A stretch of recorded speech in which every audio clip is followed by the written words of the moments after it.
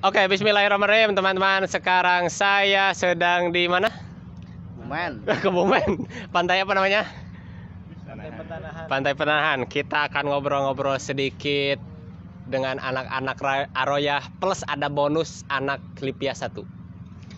Ceritanya masuk Aroyah gimana, Mas? Di sana ceritanya masuk Aroyah itu nih. Ceritanya masuk Aroyah. Dulu itu saya pernah lihat Aroyah ya. Oke. Aroyah itu ternyata kayak hutan. Nah, benar itu. Saya ini kan dari kecil di hutan. Nah, saya suka itu di hutan itu. Saya masuk aja ke Aroyah. Nah, dilihat di sana juga ada beberapa keunggulan ya, termasuknya bahasa yang bagus dan juga yang tidak terkalahkan. Kalau Aroyah itu punya nizam yang tidak pernah dilakukan di mana-mana, yaitu sistem yang ketat, dikekang. Nah, itu sejarahnya kayak gitu. Jadi saya suka yang dipaksa-paksa lah saya itu. Oh iya, benar.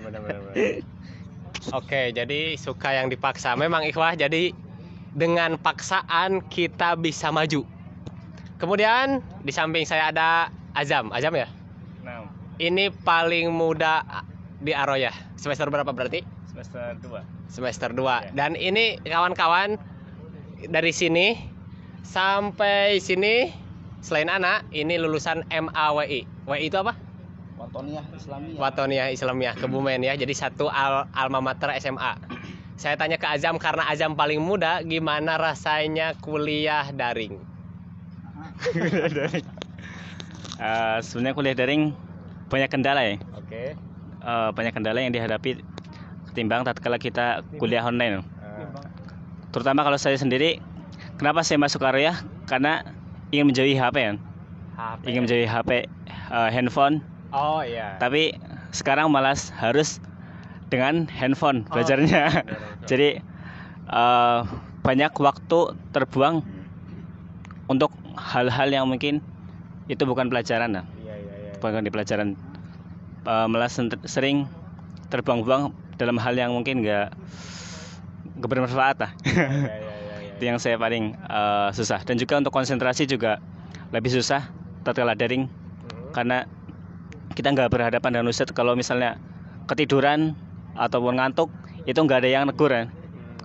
Beda kalau misalnya offline kan, kalau ngantuk bisa ada yang negur ya. Oke. Itu salah satu yang paling susah lah untuk dihadapi ya. Oke. Mungkin itu.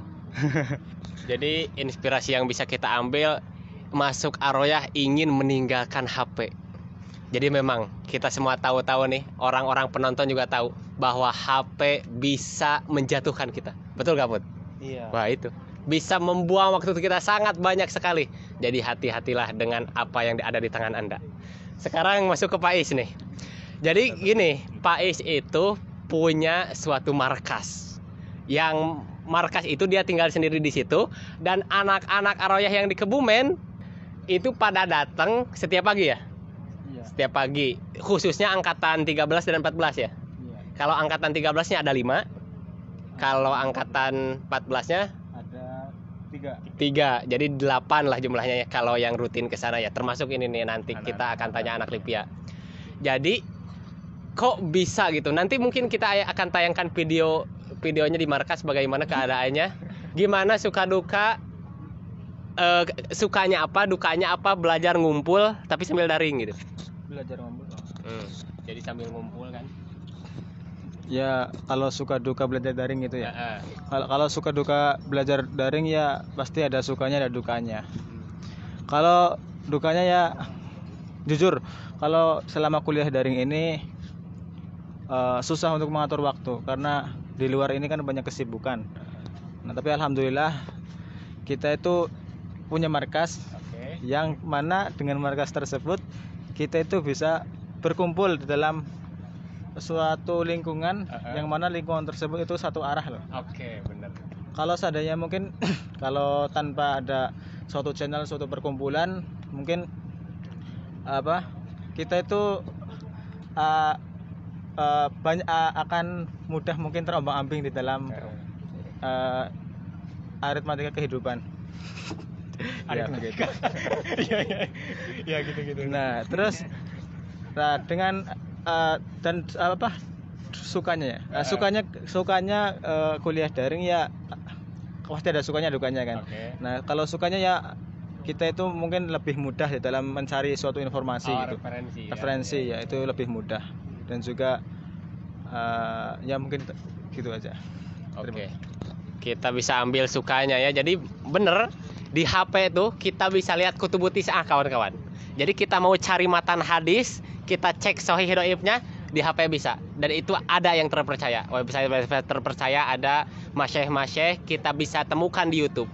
Jadi bener-bener HP itu pisau bermata dua. Kalau kita gunakannya untuk nyari referensi, kita bisa.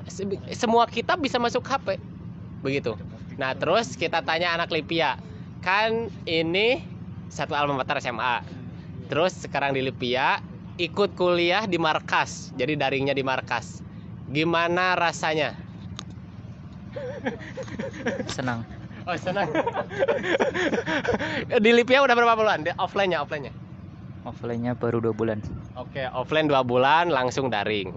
Nah, apa positifnya? Apa positifnya kalian punya markas daring, terus bisa ngumpul di situ daring bareng-bareng? Positifnya apa? Positifnya jadi bisa tahu kan ada kakak kelas, jadi kalau nggak ada yang kata asing atau pengen nanya sesuatu jadi gampang gitu. Kakak kelas tinggal ngomong ini maknanya apa, ini maksudnya apa, kan langsung dijawab sama kakak kelas, jadi lebih enak gitu. Oh gitu.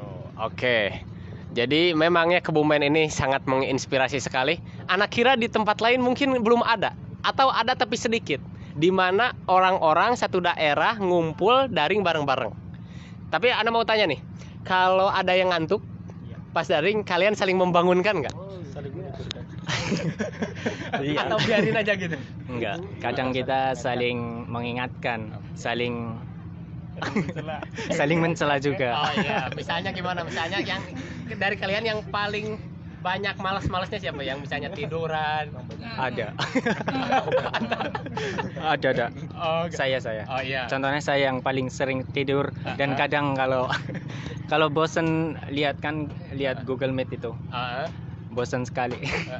Kalau bosan Kadang lihat-lihat scroll IG. scroll IG. Jadi bagaimana Anta mengatasi masalah itu? Ada yang mengingatkan. Oh iya, ada yang mengingatkan dan Karena Anta kita langsung sadar ya. seperti Seperti bagaikan bangunan. iya, bagaikan bangunan. tubuh. Yang yashuddu ba'duhum ba'du. Wah, bener ini. Nah, terus Harun tadi anak nginep di rumahnya dan ini termasuk ikhwah paling soleh di Kebumen. Bagaimana kehidupan dakwah di Kebumen? Hiruk pikuknya. Ayo Ron. Ya, kalau soal dakwah di Kebumen sendiri, alhamdulillah dakwah sunnah ya, dakwah sunnah di Kebumen lumayan berkembang. Sudah mulai banyak kajian-kajian, ada kajian yang rutin tiap minggu, ada juga kajian bulanan yang mengundang ustadz-ustadz dari luar kota juga. Oh iya. Itu masalah dakwah. Memang semenjak dibukanya atau banyak lulusan-lulusan SMA, MA yang melanjutkan kuliah di Lipia, Sukabumi, Aroya, dan juga bahkan ada sebagian dari mereka yang belajar di Mesir ataupun Saudi, itu menambah power dakwah. Mungkin masyarakat terpengaruh atau mendapatkan sesuatu suasana yang berbeda ketika berbeda atau suasana yang kayak mungkin dari segi Segi apa? Rohani. Iya, rohani. Rohani Dari rohani terbangun. lebih bangun ya, Iya. dapat. Oh iya. Jadi ikhwah sekalian, saya pas nginep di rumah Haruni di Desa Karang Dur. Memang ana melihat itu masnaul ulama. Ya, kita bisa melihat ini ikhwah-ikhwahnya nih. Ini calon ulama semua kan, calon dai semua nih. Amin. Nah, terakhir nih ada Ma'ruf nih. Ma'ruf ini bukan orang Kebumen, tapi orang mana, Rup? Magetan. Orang Magetan. Bagaimana perasaannya di Kebumen, Rup? Kondisi yang bisa Anta lihat di masyarakat selama 3 malam ini. Ya alhamdulillah selama di Kebumen ini ya merasa senang lah, karena pertama bisa silaturahmi sama teman-teman setelah ya kurang lebih setahun lah nggak ketemu sama teman-teman, terutama yang satu semester. Terus menambah banyak teman juga, ada ada tambah banyak teman dari Libya ini. Terus ada yang ada anak Libya lain tapi beliau nggak bisa ikut. Itu yang pertama. Kalau dari pandangan untuk masyarakat ya alhamdulillah baiklah Kebumen ini, terutama khususnya yang saya tempati ini kan Karangduwur, desa Karangduwur ini ya, sebagaimana tadi dijelaskan sama Mas Harun ya, dan juga Mas Deswara juga Mas Naul Ulama ya, harapannya bisa menjadi kenyataan, bisa menjadi tempat keluarnya para ulama yang bisa menyebarkan dakwah di seluruh Indonesia. Nah, terakhir kawan-kawan, kita semalam sempat diskusi banyak hal di markas tuh, mulai dari khilafah, syariah, jam'iyat, terus firaq, mana yang dolah, mana yang... Pokoknya banyak diskusi kita, dan tentu saja kita tidak bisa tayangkan ya itu di balik layar. Tapi intinya gini teman-teman, ada memang suatu masalah yang Anda temukan di tulabul ilmi zaman sekarang, di mana mereka lebih banyak berdebat daripada beramal. Melihat gak kalian? Ada ya beberapa kali kan? Soalnya ikhwah, di khutbah Idul Fitri Ana menyampaikan kemarin tuh, Ana menyampaikan sebuah hadis. Badiru bil amali fitanan kaqita'il lailil mudlim yusbihur rajulu mu'minan wa yumsi kafiron wa yumsi mu'minan wa yusbihu kafiron yabi'u dinahu bi aradin minad dunya. Badiru bil amali fitanan. Bersegeralah untuk beramal sebelum datangnya fitnah-fitnah. Kaqita'il lailil mudlim. Seperti potongan malam yang gelap gulita. Yusbihur rajulu mu'minan, yang mana seorang laki-laki pada pagi harinya dalam keadaan muslim ya beriman, wa yumsi kafiran, dan pada sore hari telah menjadi kafir, wa yumsi mu'minan, dan pada sore hari menjadi muslim, menjadi mukmin, dan wa yusbihu kafiran, dan setelah masuk waktu pagi dalam keadaan kafir. Ya bi'udinahu bi'aradin minad dunya. Dia menjual agamanya dengan secuil dari dunia. Ya itu. Terima kasih Is. Ini memang orang yang mumtaz di angkatannya. Wah. Nah, jadi waktu di khutbah Ana sampaikan itu.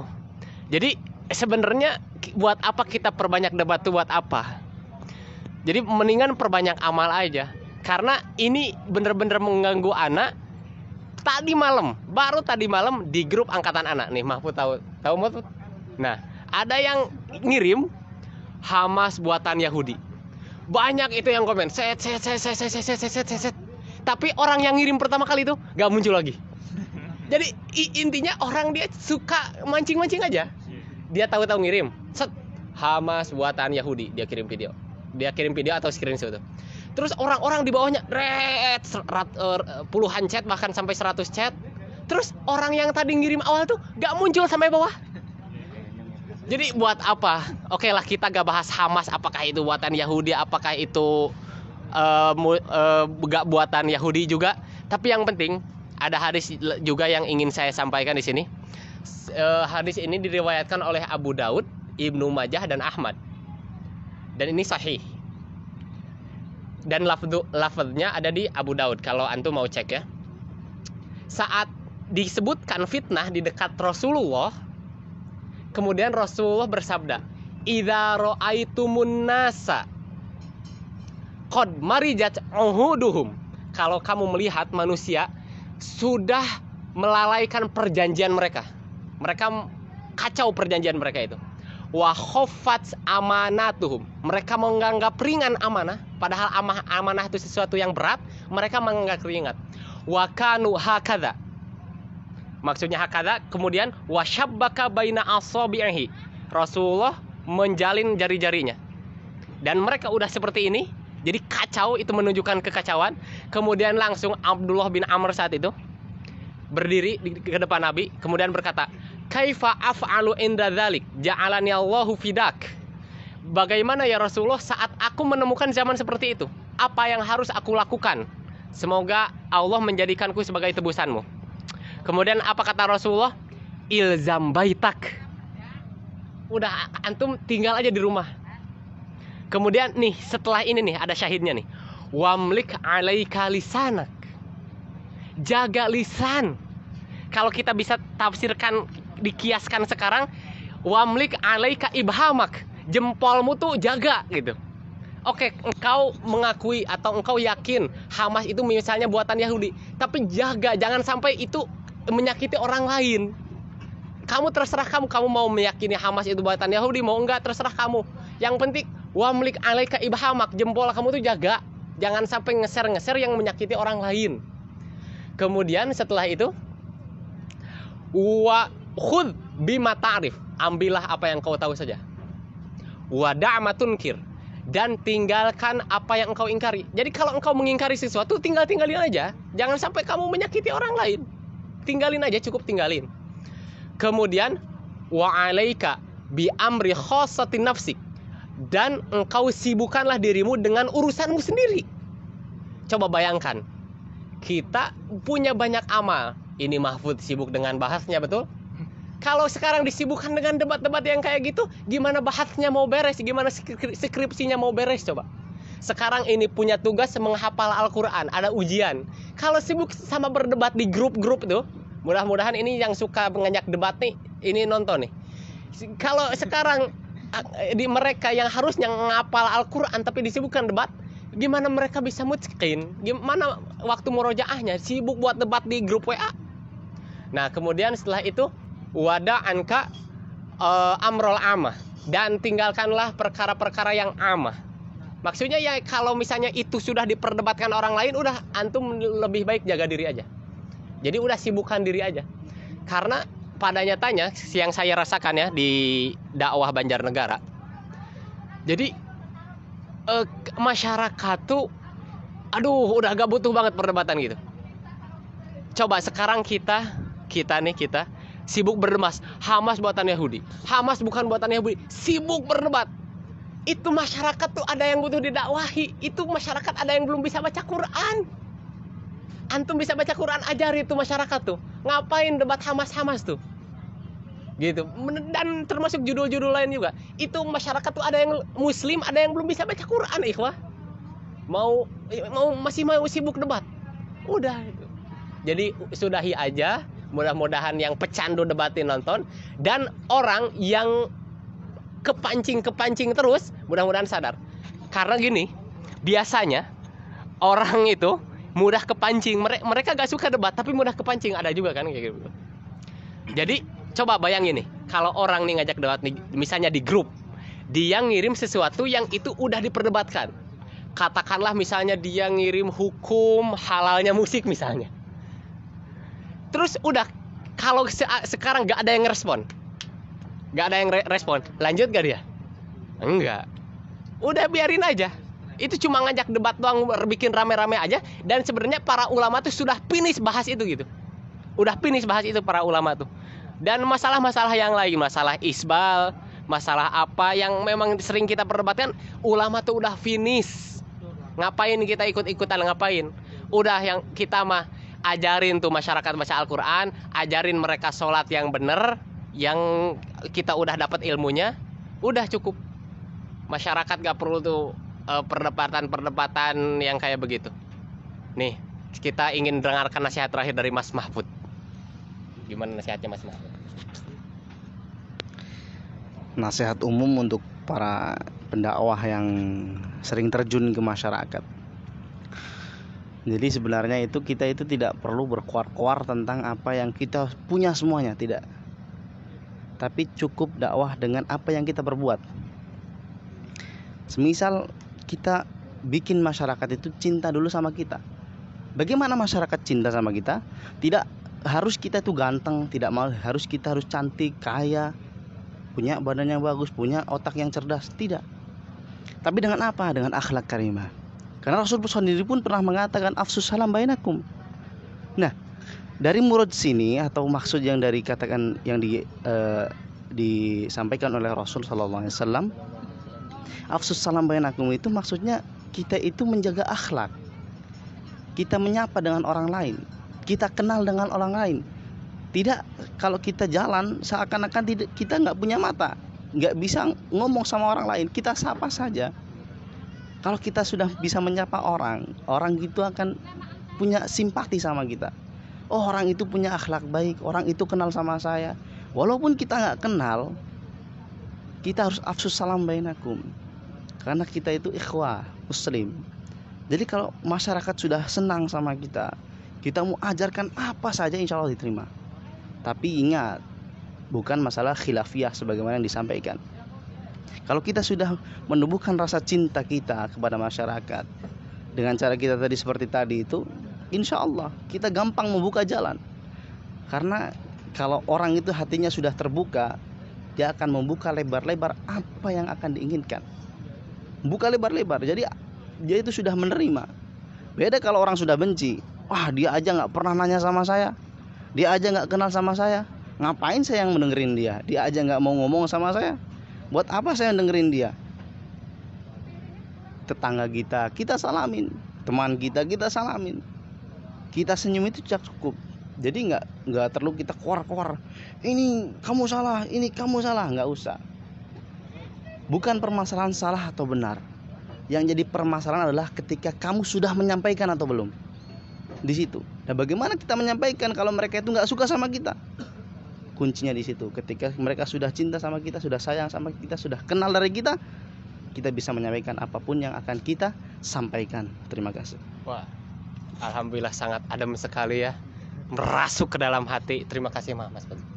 Nah, itulah ikhwah bincang pagi kita di Pantai Petanahan ini. Terima kasih, dan jangan lupa share jika ini bermanfaat, dan jika ada yang tidak cocok silahkan komentar, tapi dengan kata-kata yang baik. Oke? Jadi terima kasih, mohon maaf atas segala kesalahan. Kami dari Aroyah Kebumen dan yang ada di sini mengucapkan taqabbalallahu minna wa minkum. Karena ini masih tanggal 3 Idul Fitri ya. Doakan kami supaya sukses, dan kami pun mendoakan kalian supaya sukses selalu. Amin. Kita tutup dengan doa kifaratul majlis. Subhanakallahumma wa bihamdika asyhadu an la ilaha illa anta astaghfiruka wa atubu ilaik. Di meja itu udah ada tempe mendoan. Kita mau makan dulu. Wassalamualaikum warahmatullahi wabarakatuh. Bismillahirrahmanirrahim. Alhamdulillah kita sudah sampai di markas daring yang punya mbahnya Pak Is ini. Kita akan menunjukkan kepada kalian seperti apa penampakan di dalam. Ayo kita masuk. Ayo. Oh, ada berantakan dikit. Jadi ini tempat daring. Kalau antum biasa daring, tempat duduk antum di mana? Tempat duduk? Di sini ada yang di kamar. Senyamannya lah. Ya. Jadi memang ini punya mbahnya Pak Is gitu ya. Terus gak ditempati. Jadi Pak Is sendiri di sini. Terus datang biasanya jam berapa antum ke sini? Biasanya jam setengah 8 lah. Jam setengah 8 datang. Biasanya pulang jam berapa? Setelah daring, selesai daring. Oh, zuhur, pada zuhur. Nah, pada zuhur. Salat zuhur di dekat sini. Oh, gitu. Jadi semoga ini menginspirasi ikhwah-ikhwah di tempat-tempat yang lain. Jadi kalau misalnya kita tidak semangat untuk belajar online sendiri, nah minimal dengan bareng-bareng bikin markas seperti ini di daerah masing-masing, seperti Aroyah Kebumen nih. Nah ini bagus. Jadi kalau ikhwah ada yang punya markas juga seperti ini di tempatnya, hubungi Ana atau komentar di bawah. Kalau kejangkau Ana datangi lah. Barusan Ana lupa nanya, bagaimana pas daring internetnya? Pas daring internet. Alhamdulillah daring di sini ya. Alhamdulillah satu nikmat dari Allah. Kita mendapatkan bantuan dari saudara kita, tetangga. Wah, tuh tetangga. Kita, diberi izin untuk menggunakan wifi secara gratis. Tuh gratis, dan mau bayar pun dia gak mau ya? Iya. Oh, jadi sebenarnya pada awalnya kita itu ceritanya pengen untuk masang wifi gitu. Tapi qadarullah petugas wifi-nya itu nyuruh kita untuk mencari satu orang lagi baru dia mau untuk masang. Nah, kita mencoba untuk mencari. Nggak ada. Tapi qadarullah nggak nemu gitu. Nah, terus setelah itu kita baru tahu kalau tetangga kita itu pasang wifi. Nah, terus kita cari gimana cara wifi agar wifi tersebut bisa nyampe di sini. Iya. Oh, nemulah. Belilah kita alat lengkap sinyal. Ya, terus kita izin ke tetangga. Alhamdulillah dibolehkan. Terus saya saya tanya ini mau di gimana persenannya gitu kan. Tapi dia alhamdulillah dia baik ya. Iya baik. Nggak usah. Oh gitu.